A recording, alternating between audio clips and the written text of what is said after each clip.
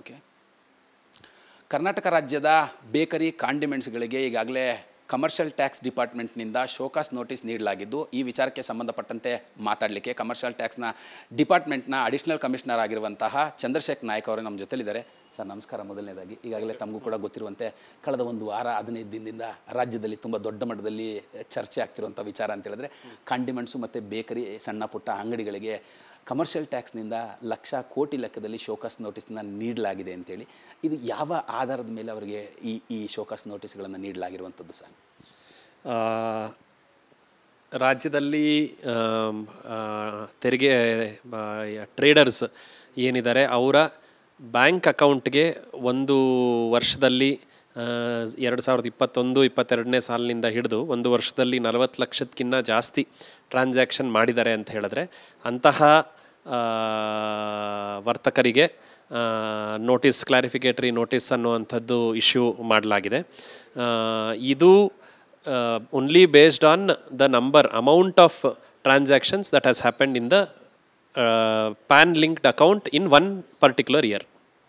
Sir, ಈಗ ಎಷ್ಟು ಲಕ್ಷದ ಒಳಗೆ ವ್ಯಾಪಾರ ಮಾಡಿದಂಥವ್ರು GST ಒಳಗೆ ಅಂದರೆ ನೋಂದಣಿಯನ್ನು ಮಾಡಿಕೊಳ್ಳುವಂತಿಲ್ಲ, ಎಷ್ಟು ಲಕ್ಷದ ಮೇಲ್ಪಟ್ಟು ವ್ಯಾಪಾರವನ್ನು ಮಾಡಿದಂಥವ್ರು GSTಯನ್ನು ನೋಂದಣಿಯನ್ನು ಮಾಡ್ಕೊಳ್ಬೇಕು, ಮತ್ತು ಎಷ್ಟು ಲಕ್ಷದವರೆಗೂ ಕೂಡ ಇವರಿಗೆ ಎಕ್ಸಂಪ್ಷನ್ ಇರುತ್ತೆ ಸರ್?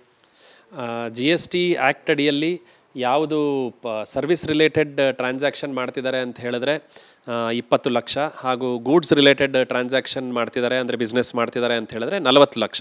ಸೊ ಒಂದು ವರ್ಷದಲ್ಲಿ 40 ಲಕ್ಷಕ್ಕಿಂತ ಕಡಿಮೆ ಟ್ರಾನ್ಸಾಕ್ಷನ್ ಇದೆ ಅಂತ ಹೇಳಿದ್ರೆ ಅವ್ರಿಗೆ ರಿಜಿಸ್ಟ್ರೇಷನ್ ತಗೊಳ್ಳುವಂತಹ ಪ್ರಮೇಯ ಬರೋದಿಲ್ಲ.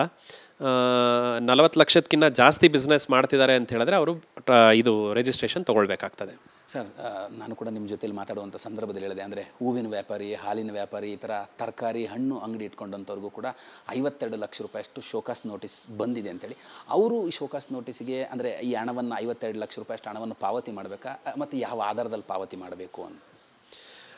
ಈಗ ನಮ್ಮ ಬೇಸಿಸ್ ಏನಾಗಿದೆ ಅಂತ ಹೇಳಿದ್ರೆ ನಾನು ನಿಮಗೆ ಎಕ್ಸ್ಪ್ಲೇನ್ ಮಾಡ್ದಂಗೆ, ಒಂದು ಪ್ಯಾನ್ ನಂಬರ್ ಲಿಂಕ್ಡ್ ಅಕೌಂಟ್ಗೆ 40 ಲಕ್ಷಕ್ಕಿಂತ ಜಾಸ್ತಿ ಅವರ ಅಕೌಂಟ್ಗೆ ದುಡ್ಡು ಹೋಗಿದೆ ಅಂತ ಹೇಳಿದ್ರೆ ನಮಗೆ ಅದಕ್ಕಿಂತ ಜಾಸ್ತಿ ಡೇಟಾ ಇದರಲ್ಲಿ ಬ್ಯಾಂಕ್ ಸ್ಟೇಟ್ಮೆಂಟ್ ಮೂಲಕ ನಮಗೆ ಸಿಗೋದಿಲ್ಲ.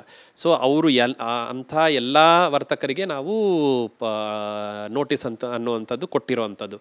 ಆದರೆ GST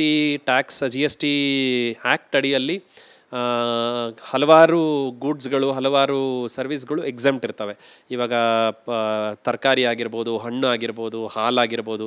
ಸೊ ಯಾರಾದರೂ ಒಬ್ಬರು ಒಂದೇ ಅವರು ಬರೀ ತರಕಾರಿ ಮತ್ತು ಹಣ್ಣು ಅಥವಾ ಹಾಲು ಅಥವಾ ಮತ್ತಿತರ ಎಕ್ಸೆಂಪ್ಟೆಡ್ ಗೂಡ್ಸ್ನಲ್ಲಿ ಅವರು ಬಿಸ್ನೆಸ್ ಮಾಡ್ತಿದ್ದಾರೆ ಅಂತ ಹೇಳಿದ್ರೆ ಅಂತಹ ವರ್ತಕರಿಗೆ ಎಕ್ಸೆಂಪ್ಟೆಡ್ ಗೂಡ್ಸ್ ಇರೋದ್ರಿಂದ ಅವ್ರು ರಿಜಿಸ್ಟ್ರೇಷನ್ ತಗೊಳ್ಳುವಂಥ ಪ್ರಮೇಯನೂ ಬರೋದಿಲ್ಲ, ಫೈನಲಿ ಟ್ಯಾಕ್ಸ್ ಕಟ್ಟುವಂತಹ ಪ್ರಮೇಯನೂ ಬರೋದಿಲ್ಲ.